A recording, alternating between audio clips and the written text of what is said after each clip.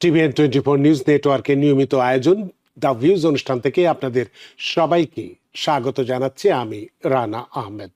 সুপ্রিয় দর্শক, আপনারা এই মুহূর্তে যারা ঘরে টেলিভিশন সেটের সামনে বসে অনুষ্ঠানটি দেখছেন কিংবা আরেকটু পরে টেলিভিশন সেটের সামনে বসে আপনাদের এই প্রিয় অনুষ্ঠানটি উপভোগ করবেন, কিংবা এই মুহূর্তে যারা ফেসবুক লাইভে ঢুকেছেন অথবা আরেকটু পরে ফেসবুক লাইভে ঢুকবেন, কিংবা আরও পরে সময় সুযোগ মতো যারা ইউটিউবে অনুষ্ঠানটি দেখবেন তাদেরকেও আগাম স্বাগত জানিয়ে রাখি। সুপ্রিয় দর্শক, বরাবরের মতো আজকেও এই অনুষ্ঠানে আমরা দুটো ভাগে ভাগ করেছি।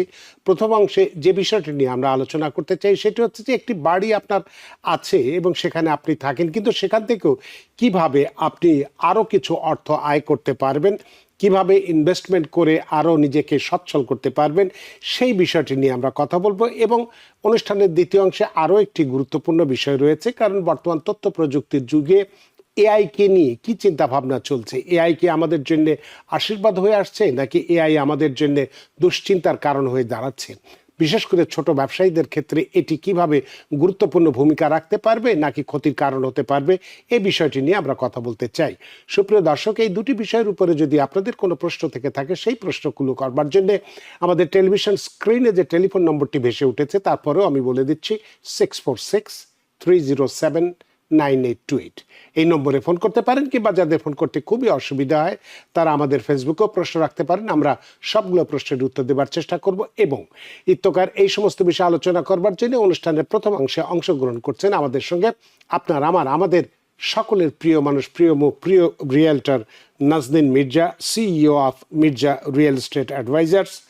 নাজনীন মির্জা, আপনাকে স্বাগত।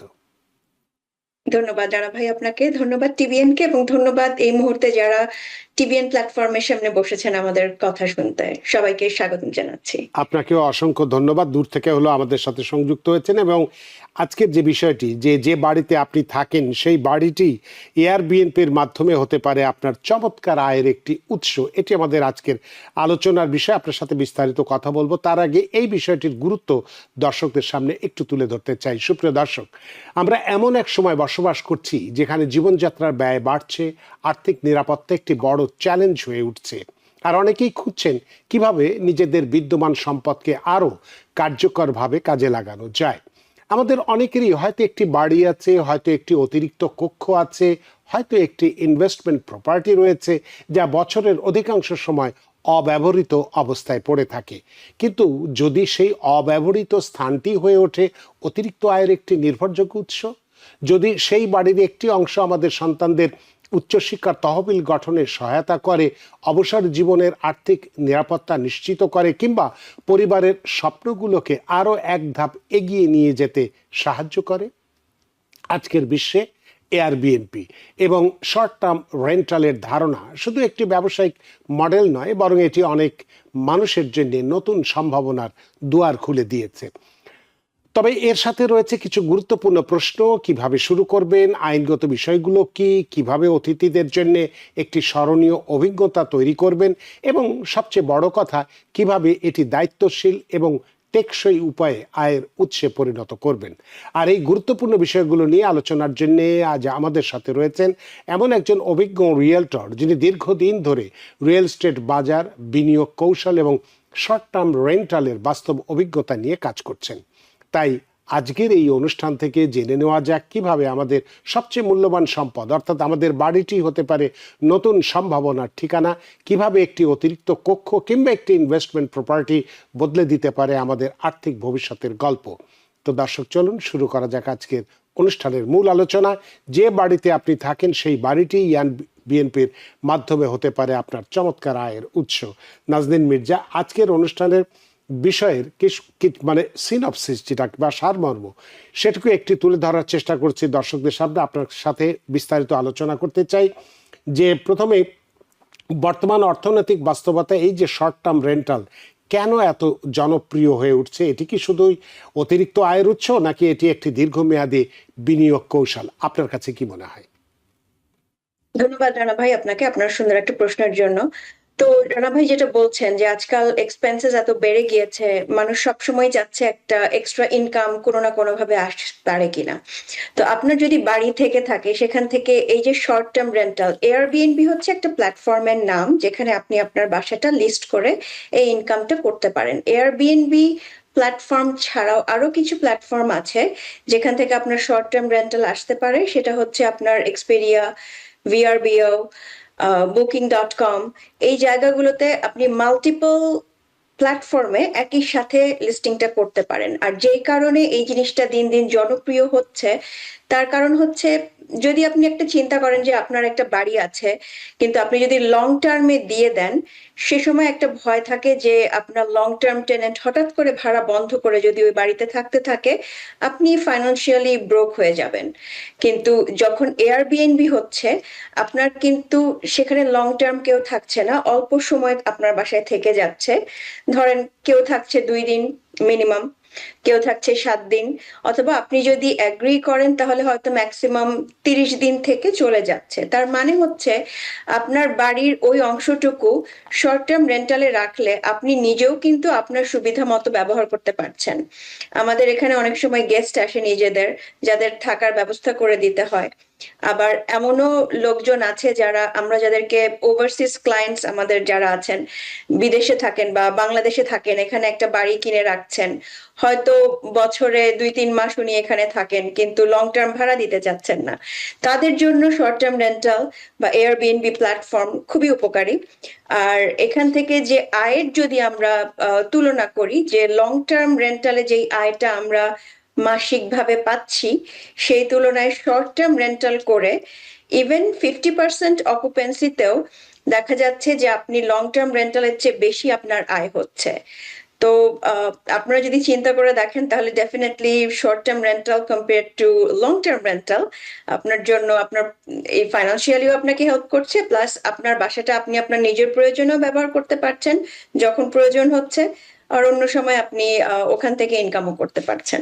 খুবই চমৎকার ধারণা এবং চমৎকার করে আপনি বললেন যে আমার একটি বাসার একটি অতিরিক্ত রুম, সেটাকে এয়ারবিএনপি দিয়ে যেমন অর্থ উপার্জন করতে পারছি, আবার তেমনি পাশাপাশি আমার নিজের প্রয়োজনে আত্মীয় স্বজন আসলে বা অন্য প্রয়োজনেও ব্যবহার করতে পারছি। দুই দিক থেকে উপকার হচ্ছে। অর্থাৎ বাংলা ভাষার যে বাংলা প্রবাদ একটা আছে যে রদ দেখা এবং কলা বেচা দুটো একসাথেই হচ্ছে। খুবই চমৎকার একটা আইডিয়া। তাহলে এক্ষেত্রে আমরা, আপনি অনেকগুলো প্ল্যাটফর্মের কথা বললেন, তো আমরা একটু এয়ারবিএনপি নিয়ে কথা বলতে চাই। যারা তাদের এই প্রাইমারি রেসিডেন্সের একটি অংশ এয়ারবিএনপি হিসেবে দিতে চান, তাদের জন্য প্রথম ধাপটা আসলে কি হওয়া উচিত বা কোন কোন বিষয় আগে যাচাই করা উচিত তাদের জন্য? তো আহ, কেউ যদি নিজে একটা বাড়িতে থাকেন এবং বাড়ির একটা অংশ এয়ারবিএনবি করতে চান, প্রথমেই আপনার বাড়ির ওই অংশটার স্ট্রাকচারটা দেখতে হবে। একজন গেস্ট এসে আপনার বাসার কোনো অংশ শেয়ার্ড হিসেবে থাকতে চাবে না, যেমন তার একটা নিজস্ব আলাদা এন্ট্রেন্স থাকতে হবে যেই পোর্শনটুকু সে ভাড়া নিচ্ছে, তার একটা সেপারেট বাথরুম থাকতে হবে। ওইভাবে যদি আপনি সেট করে দেন যেখানে আপনার বাসা হয়ে তার অংশে, মানে গেস্টের অংশে যেতে হচ্ছে না, সেটা একটা বড় ব্যাপার। আরেকটা হচ্ছে তার সেফটির ব্যাপারটা, তাকে কনফার্ম করতে হবে যে সে যেই অংশটুকু ওই অল্প সময়ের জন্য যে ভাড়া নিচ্ছে সে সেফ আছে, তার বাড়িতে চট করে, তার অংশে চট করে কেউ ঢুকে যাচ্ছে না। আর আরো কিছু ইম্পর্টেন্ট জিনিস আপনার চিন্তা করতে হবে, যে এই মুহূর্তে আপনি ধরেন একটা বাড়ি এয়ারবিএনবি করার চিন্তা করছেন, শর্ট টার্ম রেন্টাল করার চিন্তা করছেন, কেন আপনার বাসায় এসে থাকবে? সো একটা পোর্শন হতে পারে যে আপনার বাসাটা খুব সুন্দর একটা পর্যটন এরিয়াতে আছে, হয়তো লেকের পাশে আছে বা সমুদ্রের কাছে আছে, আহ এটা হতে পারে এয়ারপোর্টের কাছে আছে। অ্যামিনিটিস গুলো দেখতে হবে। এরকমও হতে পারে আপনার বাসাটা এমন একটা জায়গায় যেখান থেকে চট করে ট্রেন নিয়ে বিভিন্ন কাজে যেতে পারছে, কারণ আপনার বাসায় এয়ারবিএনবি করতে তারাই আসছে। একটা হলো পর্যটক সাইটটা, যেটা আপনার খুব সুন্দর একটা নেইবারহুডে আপনার বাসা। আরেকটা হতে পারে কোনো কাজে এসেছে, সো অ্যামিনিটিস গুলো কি আছে, ট্রেন স্টেশন, এয়ারপোর্ট, হাইওয়ে থেকে খুব কাছে, দোকানপাট কাছে, যে ওরা এসে রাতটা থাকবে কিন্তু তাদের যে সুবিধাগুলো দরকার সেই সুবিধাগুলো আপনার ওই বাড়িতে আছে। তো একটা বাড়ি শর্ট টার্ম রেন্টাল করার আগে আপনার অবশ্যই ওই অ্যামিনিটিস গুলো দেখতে হবে, যে কি কারণে আপনার বাসাটা গেস্টদের কাছে একটা জায়গা হবে যে যেখানে এসে ওনারা থাকবেন। সো এই জিনিসগুলো অবশ্যই বিবেচনায় আগে দেখতে হবে যে আপনার বাড়িটা রেডি কিনা শর্ট টার্ম রেন্টালের জন্য। মানে এটাও মানে চিন্তা ভাবনা করে সুন্দর অর্থাৎ আকর্ষণীয় করে রাখলেই কেবলমাত্র, কারণ আমি নিজেই যদি যাই বা আপনি নিজেও যদি যান নিশ্চয়ই চাইবেন যে একটু পরিবেশটা সুন্দর, চমৎকার জায়গায় বা বিছানাপত্রগুলো বা পরিষ্কার এমনিটিস পরিচ্ছন্নতা যেগুলো খুব বললেন ইম্পর্টেন্ট। সবকিছু যদি সুন্দর থাকে তাহলে অবশ্যই হয়তো গিয়েছিলাম 2 দিনের চিন্তা করে 3 দিনে তখন থাকতে পারি বা 4 দিনও থাকতে পারি। তো আপনার কাছে একটু জানতে চাইবো যে কোন ধরনের প্রপার্টি, এই যে শর্ট টার্ম রেন্টালের কথা আপনি বলছেন যেটা আমরা এয়ারবিএনপি দিয়ে একটি টার্মই ব্যবহার করছি, তো এই কোন ধরনের প্রপার্টি মানে শর্ট টার্ম রেন্টালের জন্য সবচেয়ে বেশি লাভজনক হতে পারে? সেটা কি শহরের কন্ডো, সাবার্বের বাড়ি, নাকি পর্যটন এলাকায় অবস্থিত সম্পত্তি? কোনগুলো বেশি আকর্ষণীয় হতে পারে? এয়ারবিএনবির ব্যাপারটা হচ্ছে মানুষ কেন এয়ারবিএনবি নেয়, তো রিসার্চে দেখা গিয়েছে যখন একটা বড় গ্রুপ কোথাও যাচ্ছে তাদের জন্য হোটেল রুম যদি পার রুম ওরা হিসাব করে সেক্ষেত্রে তাদের জন্য হয়তো ওটা খুব এক্সপেন্সিভ হয়ে যাচ্ছে। সো এয়ারবিএনবি করার ক্ষেত্রে আপনার প্রথমেই চিন্তা করতে হবে যে দুই ভাবে হতে পারে, একটা হচ্ছে আপনার বাসার একটা অংশ, যেটা আপনি একটা অংশ আছে খালি পড়ে আছে ওটা ভাড়া দিতে পারেন, ওটা হচ্ছে শেয়ার্ড হয়ে যাচ্ছে। আর আরেকটা হতে পারে আপনার পুরো বাড়িটাই খালি। এটা ডিপেন্ড করে আপনার বাড়িটা কোন জায়গায় অবস্থিত, কারণ ওইখানকার বিল্ডিং ডিপার্টমেন্ট অথবা যে টাউনের আন্ডারে আছে, সাবার্ব যদি হয়ে থাকে টাউনের আন্ডারে থাকে, তো তাদের নির্দিষ্ট কিছু রুলস এন্ড রেগুলেশনস থাকে যে কিরকম বাড়ি আপনি শর্ট টার্ম রেন্টালের জন্য উপযুক্ত। তো ডেফিনেটলি এমন একটা জায়গা খুঁজে দেখতে হবে যেখানে কতজন আপনি রাতের বেলা ঘুমানোর জায়গা দিতে পারছেন, সেটা খুব ইম্পর্টেন্ট, যে how many people can occupy that portion if it make sense. যদি ওরা কম্পেয়ার করে হোটেল প্রাইসের সাথে আপনার এয়ারবিএনবি, সেই জিনিসগুলো খুব ইম্পর্টেন্ট। আর আরো যেটা জিনিসটা জানতে হবে যে অ্যামেনিটিস, যেটা আমি সবসময় বলেছি যে সবসময় যে মানুষ সুন্দর জায়গা দেখতে আসছে তাই না, অনেক সময় প্রয়োজনে, যেমন নিউ ইয়র্ক খুব এমন একটা সিটি যেখানে প্রচুর লোক প্রচুর কাজে আসছে, শুধুমাত্র যে দৃশ্য উপভোগ করতে আসছে তা কিন্তু না। এখানে অনেক বড় বড় ইউনিভার্সিটি আছে যেখানে প্যারেন্টসরা হয়তো কনভোকেশনে আসছে বা যে কোনো কারণে বাচ্চাদের সাথে দেখা করতে আসছে, আউট অফ স্টেটে মুভ করে চলে গেছে, তারা হয়তো বিয়ে অনুষ্ঠান অ্যাটেন্ড করতে আসছে বড় একটা গ্রুপ নিয়ে, তাদের জন্য হোটেলে থাকা অনেক এক্সপেন্সিভ হয়ে যাচ্ছে। তো যেটা অলওয়েজ চিন্তা করে দেখতে হবে যে আমার টাউনে, অবশ্যই আপনি রিসার্চ করবেন প্রথমে যে কতগুলো এয়ারবিএনবি আছে, কিরকম ইনকাম হচ্ছে, এবং আমি যদি আমার এই বাসার পোর্শন বা বাড়িটা এয়ারবিএনবি হিসেবে দেই তাহলে আমি কিরকম ইনকাম করব। সো এই জিনিসগুলো ডেফিনেটলি আগে থেকে জেনে নেওয়াটা বেটার যদি আপনি হোস্ট হয়ে থাকেন। তো অনেক সময় আমরা তো একটা বাড়ি কেনার পরে, যেটা আমরা এই বিষয়ের মধ্যেই থাকি, খুব অনেক উৎসাহ নিয়ে অনেক আশা নিয়ে খুব তড়িঘড়ি করে শুরু করে দেয়, ঠিক আছে আমার বাড়ির একটি অংশ আমি এয়ারবিএনপিতে পরিণত করতে চাই বা প্রথম হোস্ট হিসেবে বা নতুন হোস্ট হিসেবে, সেক্ষেত্রে আমরা কিছু কিছু ভুল করে থাকি। তো আপনার এই দীর্ঘদিনের অভিজ্ঞতার আলোকে একটু জানতে চাইবো যে কোন ধরনের এই নতুন যারা হোস্ট হিসেবে এই এয়ারবিএনপির কার্যক্রমটা চালাতে চাই তারা কোন ভুলগুলো সাধারণত করে থাকে এবং সেগুলো কিভাবে এড়ানো যেতে পারে, যদি একটু পরামর্শ দিতেন। অবশ্যই সবচেয়ে ইম্পর্টেন্ট যেই জিনিসটা আমি একটু আগে বলেছি যে আপনার যে বাড়িটা আপনি এয়ারবিএনবি করতে চান সেই বাড়িটা কোথায় লোকেটেড, ওখানে নিশ্চয়ই বিল্ডিং ডিপার্টমেন্ট আছে। কুইন্সে যদি হয়ে থাকে বা নিউ ইয়র্ক সিটিতে যদি হয়ে থাকে, তাহলে নিউ ইয়র্ক সিটিতে আমি যেটা বলবো যে কিছুদিন, গত 1 বছর হয়েছে ওরা শর্ট টার্ম রুলস খুবই স্ট্রিক্ট করে দিয়েছে। আপনার বাড়িটা মেয়রের অফিসে গিয়ে রেজিস্টার করতে হবে।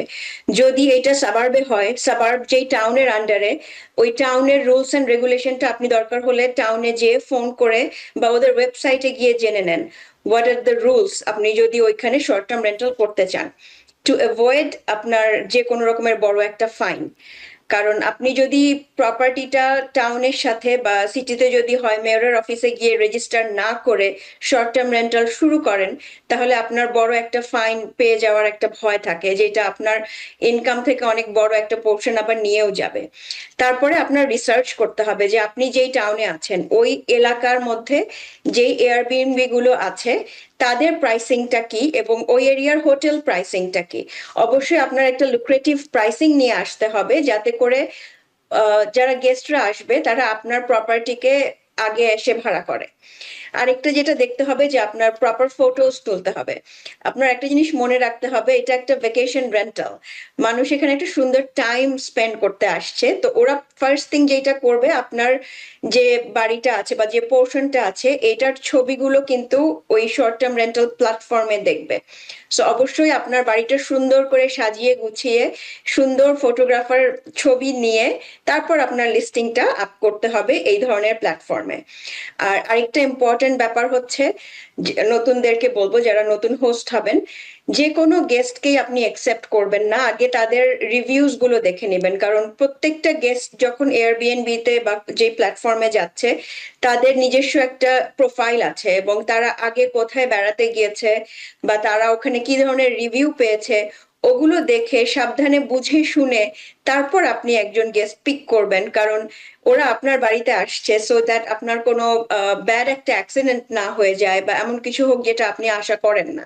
সো এই জিনিসগুলো নতুন যারা হোস্ট হিসেবে আসবেন তারা ভালো করে জেনে বুঝে শিখে তারপরে কাজ শুরু করবেন। অনেক চমৎকার করে আপনি যে পরামর্শটা দিয়েছেন, তো এক্ষেত্রে আপনার কাছে আরেকটি বিষয় জানতে চাইবো যে আমাদের এই আমেরিকায় তো যে কোনো ইনকাম যাই করি না কেন আমরা সেখানে ট্যাক্সের একটা বিষয় থেকে থাকে। তো এক্ষেত্রেও যারা এই এই যে মনে করুন যে এয়ারবিএনপি থেকে অর্জিত যে আয়ের ক্ষেত্রে যে ট্যাক্স বিষয়ে কি কি বিষয়গুলো অবশ্যই আমাদের মাথায় রাখা উচিত, অর্থাৎ যিনি এটি করবেন কোন খরচগুলোর ট্যাক্স ডিডাকশন হতে পারে, এই ক্ষেত্রে আপনি একজন রিয়েলটর হিসেবে কি পরামর্শ দেবেন?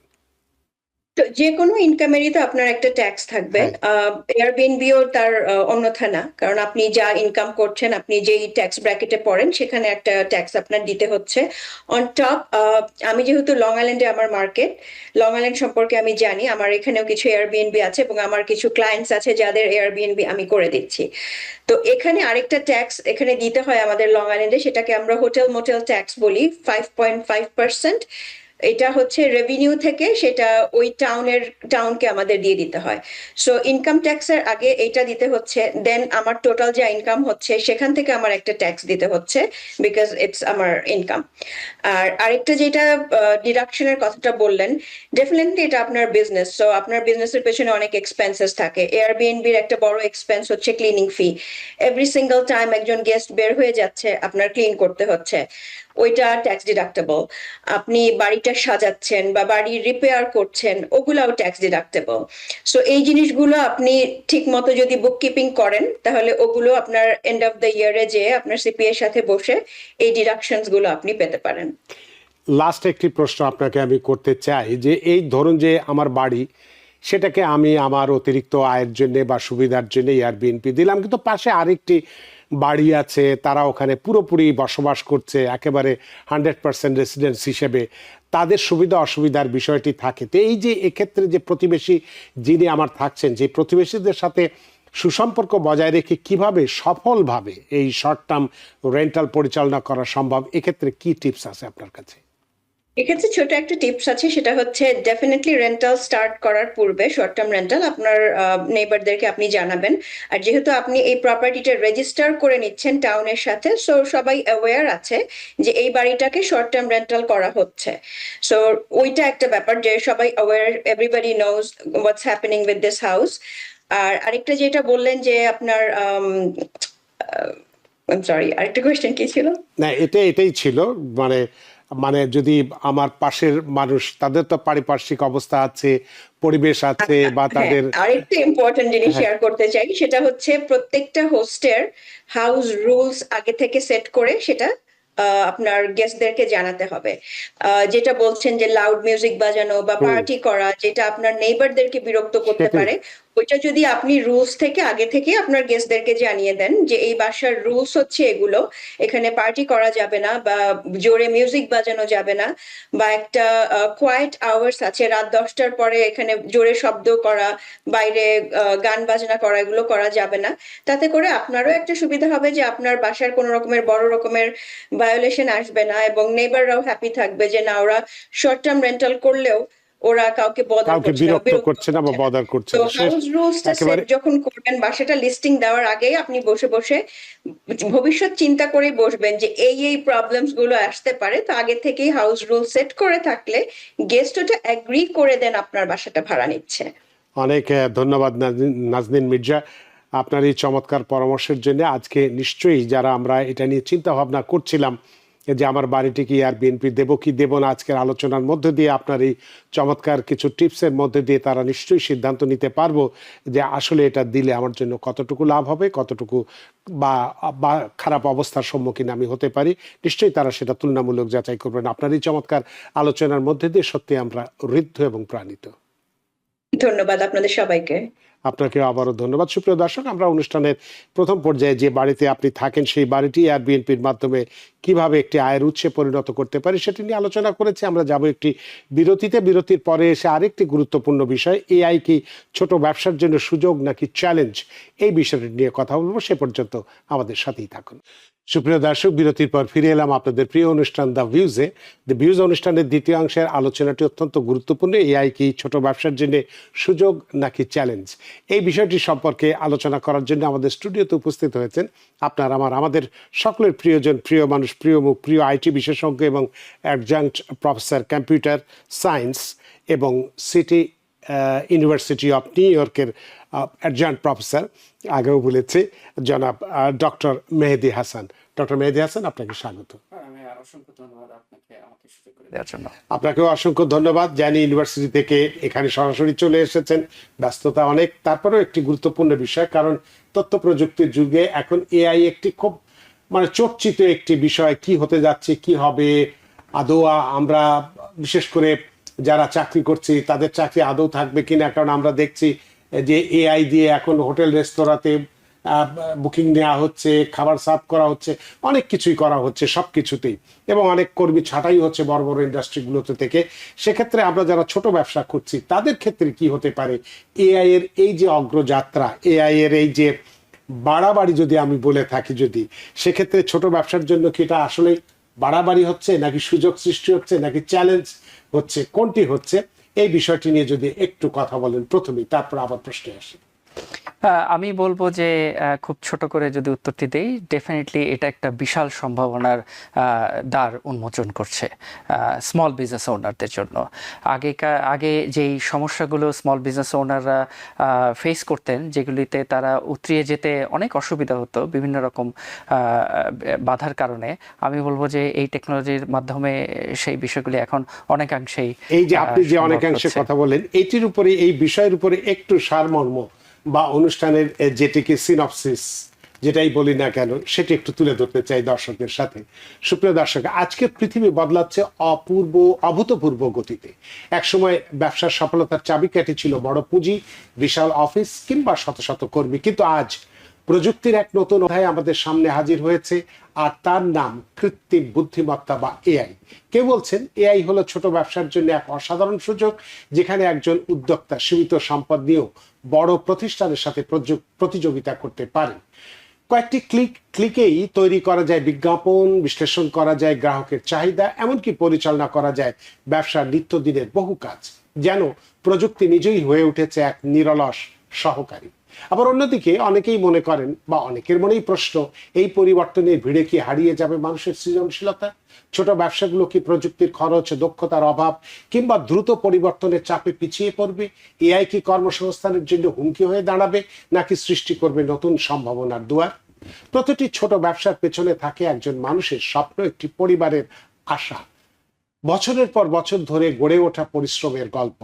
তাই এআই নিয়ে আলোচনা কেবল প্রযুক্তির আলোচনা নয়, বরং এটি মানুষের ভবিষ্যৎ, উদ্যোক্তার সাহস এবং পরিবর্তনের সাথে খাপ খাইয়ে এগিয়ে যাওয়ার গল্প। তাহলে প্রশ্ন হলো, এআই কি ছোট ব্যবসার জন্য চমৎকার সুযোগ, নাকি বড় এক চ্যালেঞ্জ, নাকি সত্যিটা এর মাঝখানে কোথাও লুকিয়ে আছে? আর এই গুরুত্বপূর্ণ বিষয়টি নিয়ে আজ আমরা কথা বলবো এমন একজন অভিজ্ঞ এআই বিশেষজ্ঞ, একটু আগেই যার কথা বলেছে, এবং সিটি ইউনিভার্সিটি অফ নিউ ইয়র্কের কম্পিউটার বিষয়ের অ্যাডজাংক্ট প্রফেসর। তার সাথে কাছে জানবো তার বাস্তব অভিজ্ঞতা, শুনবো সফলতার গল্প, বুঝতে চেষ্টা করব ঝুঁকি ও সম্ভাবনার ভারসাম্য কোথায় লুকিয়ে আছে। কারণ ভবিষ্যৎকে ভয় পেয়ে নয়, বরং পুরোপুরি বুঝে এবং প্রস্তুতি নিয়েই আমাদের এগিয়ে যেতে হবে। তো দর্শক, চলুন এবার শুরু করি আমরা মূল আলোচনা, যে এআই কি ছোট ব্যবসার জন্য সুযোগ নাকি চ্যালেঞ্জ। এই যে বিষয়টি আমি বললাম বা সিনপসিসটি তুলে ধরলাম দর্শকদের সামনে, এখন আপনার কাছে একটু জানতে চাইবে, এই যে ছোট ব্যবসার কথা বললাম, এই ছোট ব্যবসাগুলোর জন্য এআই কি এটি এখন কেন গুরুত্বপূর্ণ হয়ে উঠছে বলে আপনার কাছে মনে হয়? রানা ভাই, ইন্টারেস্টিং প্রশ্ন। প্রথম কথা হচ্ছে যে আমরা যদি একটু ডেফিনেশনের দিকে তাকাই, স্মল বিজনেস ওনার আমরা কাদেরকে বলি বা ছোট ব্যবসায়ী কাদেরকে বলি? যাদের আসলে ইনভেস্টমেন্টটা একটি লিমিটেড, যাদের আসলে যে টিমটা সেটাও খুব ছোট, ক্যাপাসিটি ছোট, ক্যাপাবিলিটি ছোট, এবং যারা আসলে রেভিনিউটাকে সিকিউর করতে সবসময় একটি স্ট্রাগল পিরিয়ডের মধ্যে দিয়ে যান। আমরা ছোট ব্যবসায়ী আমরা তাদেরকেই বলি প্রথম দিকে। এখন ছোট ব্যবসায়ীদের জন্য এটি আমি বলবো যে সুযোগ, তার কারণ হচ্ছে যে যেহেতু তাদের অনেক রকম এমপ্লয়ি রিক্রুট করার ক্ষমতা নেই, এবং যেহেতু তাদের অনেক বাজেট নেই, এআই সেন্ট্রিক যেসব টুল রয়েছে, সফটওয়্যার রয়েছে, এগুলি ব্যবহার করার মাধ্যমে তারা কিন্তু অনেকাংশেই সেই গ্যাপটা পূরণ করতে পারছে। ছোট্ট একটি উদাহরণ যদি দেই, যে কোনো স্মল বিজনেস ওনারের মার্কেটিং কিন্তু বড় একটি পোর্শন। তাকে মার্কেটিং করতে হয়, হোক সেটা গ্রোসারি, হোক সেটা চোখের ডক্টর, হোক সেটা প্রাইমারি কেয়ার ফিজিশিয়ান, হয়তো একাই নিজেই সেই ব্যবসাটি চালাচ্ছেন। তো তাকে কিন্তু মার্কেটিংয়ের জন্য একটি বড় বাজেট রাখতে হয়, অন্য একটি সাবজেক্ট ম্যাটার এক্সপার্ট রাখতে হয়। এখন কিন্তু সেই মানুষটি, সেই স্কিল সেটের মানুষ কিন্তু দরকার নেই। এআই সেই টুলগুলি যদি একজন যিনি ওনার, উনি যদি জানেন যে কিভাবে প্রপারলি ইউজ করতে হয়, তাহলে কিন্তু ওই কাজটি অনেকাংশেই কিন্তু উনি করতে পারছেন। তার মানে আপনি যেটা বলতে চাচ্ছেন যে এআই ছোট ব্যবসার জন্য বড় সুযোগ তৈরি করছে, এবং যেখানে খরচ কমিয়ে দিচ্ছে, বিক্রয় বৃদ্ধি করছে, এবং গ্রাহকদের সেবার ক্ষেত্রেও উন্নত সেবা দিচ্ছে। তাহলে এই ক্ষেত্রে অনেক ছোট ব্যবসার মালিক মনে করেন যে এআই বাস্তবায়ন অনেক ব্যয়বহুল। তো এই ধারণাটা কি আসলে সত্যি, বা আপনি কি বলেন? আংশিক সত্যি। আংশিক সত্যি এই কারণেই বলবো যে তবে হ্যাঁ, একটা সময় যখন প্রথম দিকে এই টুলগুলি বাজারে আসলো তখন কিন্তু আরও বেশি এক্সপেন্সিভ ছিল। এখন কিন্তু প্রত্যেকটা টুলেরই, সেটা জিপিটি বলেন, কোপাইলট বলেন বা জেমিনাই বলেন, প্রত্যেকটা টুলেরই কিন্তু বিভিন্ন রকম সাবস্ক্রিপশন মডেল রয়েছে। এটা শুরু করতে পারেন আপনি ফ্রি থেকে, এবং সেখানে আপনি যদি আরেকটু ডিটেলে যান তাহলে হয়তো মিনিমাম $20 থেকেই শুরু করতে পারেন, $20 থেকে শুরু করতে পারেন, 100 এবং তারপরে আরও বেশি। তাহলে আসলে আগে যে অসুবিধাগুলি ছিল, কিন্তু এখন কিন্তু সেই অসুবিধাগুলি নেই। আপনি কিন্তু শুরুটা কিন্তু মানে এই যে ইজিলি করতে $20 বা পারেন। $100 কথা বললেন, এটা কি বছরের জন্য না মাসিক হিসেবে? মাসিক হিসেবে। আচ্ছা। এবং এটা যদি বছরে আপনি কনভার্ট করেন, এটা এটা একটা ভালো একটা ডিল আপনি কিন্তু পেয়ে থাকেন। তবে বোঝার ব্যাপার যে জায়গাটায়, সেটা হচ্ছে যে আপনি এই $20 আসলে সাবস্ক্রিপশন মডেলটি নিয়ে আপনি ম্যাক্সিমাম কতটুকু ইউটিলাইজ করতে পারছেন, সেই জায়গাটাই হচ্ছে স্মল বিজনেস ওনারদের চ্যালেঞ্জ। তার মানে এক্ষেত্রে যদি আমি যে কাজটি $20 প্রতি মাসে আমি করতে পারছি, সেই কাজটি যদি একটা মানুষকে আমি নিতাম, তাহলে $2,000 থেকে $3,000 তো অবশ্যই লাগতো কমপক্ষে। তার মানে এক্ষেত্রে খরচটা অনেক কমেই আসছে। তো এক্ষেত্রে এআই ব্যবহারের ফলে কি এই ছোট ব্যবসায়ীদের অনেকেই মনে করে থাকেন যে কর্মসংস্থান কমবে, নাকি নতুন ধরনের দক্ষতা বা চাকরির সুযোগ তৈরি করবে? আসলে এই টুলগুলি কিন্তু যখন আমরা ইউজ করি, বা এই টুলগুলি যেভাবে ডেভেলপ করা হয়েছে, এগুলি মূলত যে কাজটি করে সেটা হচ্ছে রিপিটেটিভ যেসব ওয়ার্ক, সেগুলিকে কিন্তু ট্রান্সফার করে ফেলছে বা ট্রান্সফর্ম করে ফেলছে। আমি ধরে নেই যে ডেটা এন্ট্রি অপারেটর হিসেবে যিনি আজকে কাজ করছেন, উনি কিন্তু একটা সময়ে বলা হয়, বিভিন্ন রিপোর্টে আসছে, সেটা স্ট্যানফোর্ড ইন্ডেক্স হোক বা ব্লুমবার্গের রিপোর্ট হোক অথবা ম্যাকেনজির রিপোর্ট হোক, ডেটা এন্ট্রি রিলেটেড যে জবগুলি সেগুলি কিন্তু রিপ্লেস হয়ে যাবে। তার কারণটা হচ্ছে যে এই জবগুলি রিপিটেটিভ জব, একই কাজ প্রতিদিন করছে। এআই কিন্তু খুব ইজিলি এই কাজগুলিকে ট্রান্সফার করে ফেলবে। তার মানে যিনি ওই জবটি করছেন, যিনি ওই কাজটি করছেন, তাকে হয়তো ওই কাজটি ছেড়ে দিতে হবে। তবে এখানে পজিটিভ বিষয় যেটা, ওই কাজটি হয়তো উনি করতে পারবেন না, কিন্তু উনি যে কাজটি করতে পারবেন তা হচ্ছে ডেটা অ্যানালিস্ট অথবা data reviewer, rather than data entry. উনি হয়তো ডেটা এন্ট্রিটা করছেন না, কিন্তু এআই যে ডেটা এন্ট্রির কাজটি করছে সেই রিভিউয়ার হিসেবে, ডেটা রিভিউয়ার হিসেবে কিন্তু উনি কাজ করতে পারেন। তার মানে আমাদেরকে কিন্তু এখন ইন্ডাস্ট্রিতে যারা আছেন, স্মল বিজনেস ওনার যারা আছেন, সাপোর্ট যারা দিচ্ছেন, তাদেরকে কিন্তু বুঝতে হবে যে জবটা কিন্তু ট্রান্সফর্ম হচ্ছে। এই এই কোন কোন জায়গাগুলি ট্রান্সফর্ম হচ্ছে, এই জায়গাটা আমাদেরকে কিন্তু একটু খেয়াল করতে হবে। আগে মানে খেয়াল করে তারপরে এগোতে হবে। তো আপনার কাছে একটু জানতে চাইবো যে একজন ক্ষুদ্র উদ্যোক্তা, যদি আমরা বলি যে কেবল শুরু করতে চাচ্ছেন ছোটখাটো, যদি আজ এআই এর ব্যবহার শুরু করতে চান, তাহলে কোন তিনটি ক্ষেত্রে সবচেয়ে আগে তাকে এআই এর প্রয়োগটা করা উচিত বলে মনে করেন? আমার মনে হয় যে একজন স্মল বিজনেস ওনার যদি তার শুরুটা যদি উনি করতে চান যে এআই একটি যে কোনো টুল একটি ইউজ করব, আমার মনে হয় যেটা আমি বললাম প্রথমে, ওনার মার্কেটিং যেই সেকশনটি রয়েছে, মার্কেটিংয়ের জন্য যেসব কাজ রয়েছে, ওনার শুরু করা উচিত ওইখান থেকে। কারণ উনি যত পরিমাণ মার্কেটিং করতে পারবেন, যত ভালোভাবে করতে পারবেন, সেই জায়গাটা কিন্তু উনি রিচ আউটটা তত বেশি কাস্টমারকে করতে পারবেন, ক্লায়েন্টকে করতে পারবেন। আর একটু ভেঙে যদি আমি বলি, উনি সোশ্যাল মিডিয়ার যে কোনো রকম মার্কেটিংটা কিন্তু উনি এআই এর মাধ্যমে করতে পারেন। কাস্টমার যদি কল করে থাকে, ক্লায়েন্ট যদি কল করে থাকে 9টা 5টার বাইরে, তাহলে কিন্তু আপনি অ্যাজ এ হিউম্যান বিং আমি কিন্তু উত্তরটা দিতে পারছি না। আপনি এটাকে অটোমেশন করুন, আপনার ফোনগুলিকে অটোমেশন করুন, আপনার সার্ভিসটাকে অটোমেশন করুন, এটা হয়ে যাবে 24/7। যে কেউ আপনাকে কল করবে এবং কিছু কিছু অ্যান্সার আপনার এআই করে দিবে, বাকি অ্যান্সারগুলি না করতে পারলে সেগুলি মেসেজটা নিয়ে নেবে। এটা নাম্বার 1। কাস্টমারের কথা যেটা বললাম, মার্কেটিং একটা বললাম, কাস্টমারের কথা বললাম 2।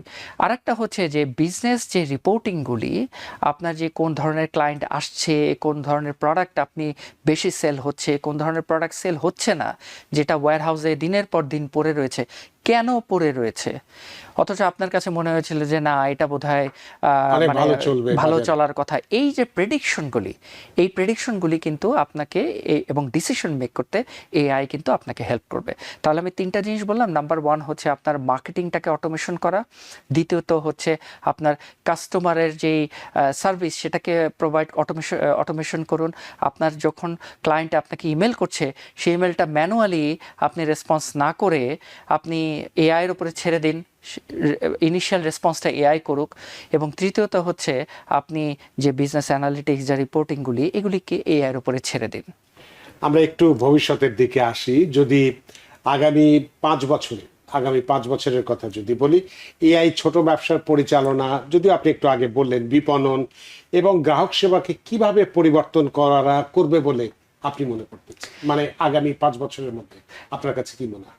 রানা ভাই, ইন্টারেস্টিং পয়েন্টটা হচ্ছে এখানে, এইভাবে যদি আমি বলি, এখনকার সময়ে আপনি গত 15-20 বছর ধরে বিভিন্ন কোম্পানির আপনি স্ট্রাকচারটা যদি দেখেন, সি লেভেল এক্সিকিউটিভ একটা বড় portion, CFO, CTO, CEO, CO, এবং সামনে যেই সুযোগটি আসছে, আসলে এই এই সি লেভেল এক্সিকিউটিভ যেটা, এই ধরনের রিপিটেটিভ যেই কাজগুলি হয়, সেগুলি কিন্তু এখন আস্তে আস্তে এআই নিয়ে নেবে। তার কারণটি হচ্ছে ডিজিটাল এমপ্লয়ি যে কিওয়ার্ডটা, এটা কিন্তু চলে আসছে।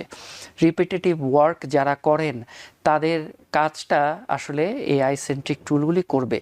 এআই এজেন্ট অনেক কাজকে কন্ট্রোল করতে সক্ষম হবে। সামনের 5 বছরের কথা আমি বলছি। আসলে এই ডেজিগনেশনগুলি, এই অ্যাফিলিয়েশনগুলি কিন্তু আস্তে আস্তে চেঞ্জ হয়ে যাবে। ছোট ব্যবসার ক্ষেত্রে, স্মল বিজনেস ওনারদের ক্ষেত্রে এখানে যেটি গুরুত্বপূর্ণ, তাদের সুযোগটা হচ্ছে যে তাদের যেহেতু লিমিটেড রিসোর্স, তাদেরকে কিন্তু ওই কমপ্লিকেটেড বিষয়গুলি চিন্তা করার খুব একটা দরকার নেই। তারা চিন্তা করবেন যে আমি কত তাড়াতাড়ি অটোমেশন করব, কত এফিশিয়েন্টলি আমি আমার কাজগুলি এআইকে দিয়ে দিতে পারবো। তাতে করে আমি ফোকাস করতে চাই কাস্টমারের সাথে রিলেশনশিপ বিল্ড আপে। আমি যে ছোট্ট কোম্পানিটি আমরা রান করি গত 2 থেকে 3 বছর যাবত, ইনফোটিক্স, আমি কিন্তু বেশিরভাগ সময়ে ক্লায়েন্ট রিলেশনশিপ মেনটেন করি। আর রাদার দেন আমি সফটওয়্যার ডেভেলপমেন্ট বলেন অথবা আমাদের ক্লাউড সার্ভিস বলেন, এই জায়গাগুলিতে আমরা কম ফোকাস করি, কারণ এগুলি কিন্তু আমাদের সমস্তটাই এআই এর উপরে ছেড়ে দেওয়া হয়েছে। তাহলে একটু মূল্যায়ন চাইবো আপনার কাছে, ইভ্যালুয়েশন চাইবো, এই যতটুকু আমরা আলোচনা করলাম এই ছোট ব্যবসার ক্ষেত্রে। তো আপনার মূল্যায়ন এইভাবে চাইবো যে এআই এই যে ছোট ব্যবসার জন্য কি তাহলে আজকের যে আমাদের টপিক, বেশি তাহলে কি সুযোগ সৃষ্টি করছে নাকি নতুন চ্যালেঞ্জ নিয়ে আসছে? আমি বলবো দুটোই। তার কারণটা হচ্ছে যে একটা তো বললাম যে সুযোগ সৃষ্টি করছে, যে অনেক কাজগুলি আপনি এআর উপরে ছেড়ে দিয়ে আসলে আপনি প্রতিদিন আপনার ক্লায়েন্টদেরকে ফোন করছেন, প্রতিদিন আপনার ক্লায়েন্টদেরকে তাদের ফিডব্যাক নিচ্ছেন, তাদের কোয়েরি জানছেন, অসুবিধার কথাগুলি আপনি শুনছেন। এতে করে ক্লায়েন্টরা কিন্তু একটা ট্রাস্ট বিল্ড আপ হচ্ছে যে হ্যাঁ ঠিক আছে, আমরা যাদের কাছ থেকে সার্ভিস নেই সার্ভিস প্রোভাইডার হিসেবে, তারা কিন্তু আমাদের ট্রাস্টটাকে বাড়াচ্ছে। কোনো অসুবিধা ছাড়াই তারা আমাদের কাছে ফোন দিচ্ছে যে কোনো অসুবিধা হচ্ছে কিনা, সব ঠিক আছে কিনা। এটা একটা সুযোগের কথা বললাম। অসুবিধার জায়গাটা হচ্ছে যে আপনি অটোমেশনটা যখন করছেন, আসলে অটোমেশনটা কতখানি পারফেক্টলি করছেন, এবং যেই সার্ভিস প্রোভাইডাররা আপনাকে এই সুযোগগুলি করে দিচ্ছে, অটোমেশনটি করছে, তারা আসলে কি সারা বছর আপনার সাথে কাজ করছে, নাকি অটোমেশনটা করার পরে আপনার যে ছোট্ট টিম রয়েছে তাদেরকে ট্রেন করছে। যে পয়েন্টের জন্য আমি আসলে এই কথাটি বললাম, যে আমরা আমাদের কোম্পানি থেকে সবসময় একই কথা বলে থাকি যে অ্যাফোর্ডেবল এবং পার্সোনালাইজ সলিউশন। আমি যদি আপনাকে অটোমেশন করি, এআই এর অটোমেশনটা করে দেয়, এবং আপনি যদি স্মল বিজনেস ওনার হন, আমি একদিকে বলছি যে আমি আপনার খরচটা বাঁচিয়ে দিলাম কারণ রিপিটেটিভ কাজটা এআই করছে, আবার অন্যদিকে আপনার সাথে আমি এগ্রিমেন্ট করছি 1 বছরের। এটা তো কনফ্লিক্টিং একটা ব্যাপার। এটা আসলে মানে কখনোই হয় না। সেক্ষেত্রে সবচেয়ে ভালো বিজনেস মডেলটা হচ্ছে যে যখন আপনি অটোমেশনটা করলেন, ইনফ্রাস্ট্রাকচারটা বিল্ড করে দিলেন, তখন আপনি ক্লায়েন্টকে বুঝিয়ে দিন, তাদেরকে ট্রেন করুন, তাদেরকে সেটা বুঝিয়ে দিন যে কীভাবে ডে টু ডে অপারেশন করবে, এবং কোনো যদি অসুবিধা হয় তাহলে তারা কিভাবে প্রবলেমটা সলভ করবে। আমার মনে হয় যে এআই সার্ভিস প্রোভাইডার যারা রয়েছেন আমাদের কমিউনিটিতে, তারা যদি এই ধরনের বিজনেস মডেল দিয়ে আগান, পার্টিকুলারলি স্মল বিজনেস ওনারদের জন্য, তাহলে আমাদের কমিউনিটি স্মল বিজনেস ওনাররা আসলে এই সাহসটা পাবেন অটোমেশনের জন্য। বিশেষ করে এআই তো আসলে খুব নতুন একটা টেকনোলজি, স্মল বিজনেস ওনাররা আরও এটাকে ভালোভাবে নিতে সাহস করে উঠবে। তো আপনি একটু আগে একটি শব্দ ব্যবহার করেছেন, সার্ভিস প্রোভাইডার, তাই না? অর্থাৎ সেবা প্রদানকারী যে প্রতিষ্ঠানগুলো। তাহলে এক্ষেত্রে আপনার কাছে সর্বশেষ প্রশ্নটি আমি করতে চাইব যে এই যে এআই সেবা প্রদানকারী প্রতিষ্ঠানগুলো কিভাবে ক্ষুদ্র ব্যবসাগুলোকে কম খরচে প্রযুক্তিগত সমাধান, গ্রাহক সেবা উন্নয়ন এবং ব্যবসায়িক প্রবৃদ্ধি অর্জনে সহায়তা করতে পারবে? আসলে বিজনেসের স্মল বিজনেস ওনারদের ক্ষেত্রে যেটা আমি বললাম যে সবচেয়ে বড় অসুবিধাটাই হচ্ছে ওনাদের ক্যাপাসিটি বা ক্যাপাবিলিটি, এবং ওনাদের যে বাজেট, পার্টিকুলারলি অটোমেশনের ক্ষেত্রে বাজেটটা খুবই সীমিত থাকে। আসলে সার্ভিস প্রোভাইডার ক্ষেত্রে অন্তত আমাদের ইনফোটিক্সের অভিজ্ঞতা থেকে আমরা যেটা দেখেছি যে ওনারা যে বিষয়টি নিয়ে স্ট্রাগল করছেন, সেই বিষয়গুলিতে যদি আসলে আমরা আমলে নেই সার্ভিস প্রোভাইডার হিসাবে, এবং আমরা যদি বুঝতে পারি ওনার অসুবিধাটা, পেইন পয়েন্টটা, তাহলে এটা আরেকটু ভালো হবে ওনাদেরকে পুরা পার্টিকুলারলি ইকোসিস্টেমটাকে ডিজাইন করার জন্য। আমি স্পেসিফিক্যালি বলবো যে আসলে সারা বছরের জন্য ওনাদের সাথে কাজ না করে সলিউশনটা ওনাদেরকে কাছে হ্যান্ড ওভার করার পরে ওনাদেরকে ট্রেন করা, এই অফারটা ওনাদেরকে দেয়া, যে এই সলিউশনটা নেওয়ার পরে পুরো অটোমেশনটা করে দিলাম, ইমেলের অটোমেশনটা, যাতে আপনাকে প্রত্যেকটা ক্লায়েন্টের একজন করে ইমেলটা না করতে হয়। ক্লায়েন্ট আপনার কাছে ইমেল করলে অটোমেটিক্যালি রিপ্লাই যাবে। এই সলিউশনটা প্রোভাইড করার পরে আপনি চলে আসুন ব্যাকফুটে, আপনি সেই ওনারকেই ট্রেনিং করে দিন যে কোনো রকম ইনিশিয়াল অসুবিধাটা হলে আপনি এভাবে ফিক্স করবেন, তার জন্য ডিটেল ম্যানুয়ালটা প্রোভাইড করুন, এবং তারপরে যদি খুব ক্রিটিক্যাল অসুবিধা হয় সেক্ষেত্রে আপনি সেটা পার আওয়ার চার্জ করতে পারেন। আসলে এই ধরনের বিজনেস মডেলে যদি আসা যায়, সার্ভিস প্রোভাইডাররা যদি আসেন, তাহলে আমি মনে করব আমাদের কমিউনিটির জন্য বেশ বড় রকম একটা সহায়তা বলে হবে বলে আশা করি। 30 সেকেন্ডে আপনার কাছে শেষ প্রশ্নটি করতে চাই, সেটা হচ্ছে যে আজকের মনে করুন যে আজকের এই অনুষ্ঠানটি দেখার পরে একজন ক্ষুদ্র ব্যবসায়ী, ছোট ব্যবসায়ী, তিনি এআই সার্ভিসটি নেবেন কি নেবেন না এটা নিয়ে ভাবছিলেন এতদিন, এটা কি আসলে আমার জন্য সুবিধা হবে, আমার সুযোগ সৃষ্টি করবে না চ্যালেঞ্জ সৃষ্টি করবে, তার জন্য 30 সেকেন্ডে কি পরামর্শ দেবেন? আমি বলবো যে সার্ভিস প্রোভাইডার যারা এই ধরনের রয়েছেন তাদের সাথে কথা বলুন, এবং সমস্যাটা আইডেন্টিফাই করার চেষ্টা করুন। কিছু সার্ভিস প্রোভাইডার আছে যারা প্রথম দিন থেকে সেলস পিচ দেওয়া শুরু করবে, কিছু সার্ভিস প্রোভাইডাররা আছেন যারা রিয়েলি আপনার সাথে বসে সমস্যাটাকে আইডেন্টিফাই করার চেষ্টা করবেন এবং শুধুমাত্র সেলস পিচ না দিয়ে সমস্যাটাকে আইডেন্টিফাই করা এবং তারপরে যদি আপনি তাদের সাথে কাজ করতে চান সেটা আলাদা ব্যাপার। অন্তত আমরা আমাদের ছোট অভিজ্ঞতায় যেটা দেখি, আমরা সবসময় বলি যে কেউ আমাদের কাছে যদি ফোন করেন ইনফোটিক্সে 30 মিনিট আমরা তার সাথে কথা বলি। ইট ডাজন্ট মিন যে আমাদের কাছ থেকে আপনার সলিউশনটা নিতে হবে। আসলে সুযোগটা বোঝার চেষ্টা করুন, অসুবিধাটা বোঝার চেষ্টা করুন, তারপরে আপনি ডিসাইড করুন যে আসলে আপনার এআই দরকার বা কি দরকার নেই। এটা আপনার সুযোগ সৃষ্টি করছে নাকি চ্যালেঞ্জ তৈরি করছে? এক্স্যাক্টলি। অনেক ধন্যবাদ ডক্টর মেহেদী হাসান, আপনার এই চমৎকার আলোচনার মধ্যে দিয়ে নিশ্চয়ই আমরা যারা ছোট ব্যবসায়ী আছি তারা এখন এটা মূল্যায়ন করবো যেটাকে আমার জন্য সুযোগ সৃষ্টি করছে না চ্যালেঞ্জ তৈরি করছে। আপনার এই চমৎকার আলোচনার মধ্যে দিয়ে সত্যি আমরা ঋদ্ধ এবং প্রাণিত। রানা ভাই, আপনাকে অসংখ্য ধন্যবাদ। TVN24 কর্তৃপক্ষকে অসংখ্য ধন্যবাদ আমাকে সুযোগ করে দেওয়ার জন্য আলোচনা। আপনাকে আবারও ধন্যবাদ যে এই ব্যস্ততা উপেক্ষা করে আমাদের স্টুডিওতে উপস্থিত হয়েছেন এবং গুরুত্বপূর্ণ একটি বিষয় নিয়ে কথা বলেছেন। সুপ্রিয় দর্শক, আজকে আমরা এই অনুষ্ঠানে দুটো বিষয় নিয়ে কথা বলেছি। যে বাড়িতে আপনি থাকি, সেই বাড়িটি এয়ারবিএনপির মাধ্যমে কিভাবে অতিরিক্ত আয়ের একটি সম্ভাবনা সৃষ্টি করতে পারি সেটি নিয়ে বিস্তারিত কথা বলেছি এবং যারা আজকে ছোট ব্যবসা শুরু করতে চায়, প্রযুক্তিকে যারা ভয় পায় বা এক পা এগিয়ে দু পা পিছিয়ে যায়, তাদের জন্য এটি সুযোগ না চ্যালেঞ্জ, সেটি নিয়েও বিস্তারিত ব্যাখ্যা করেছি। আশা করি আজকের অনুষ্ঠান আপনাদের যথেষ্ট ভালো লেগেছে। সুপ্রিয় দর্শক, যে যেখানেই থাকুন ভালো থাকুন, সুস্থ থাকুন, নিরাপদে থাকুন TVN24 নিউজ নেটওয়ার্কের সাথেই। শুভ সন্ধ্যা।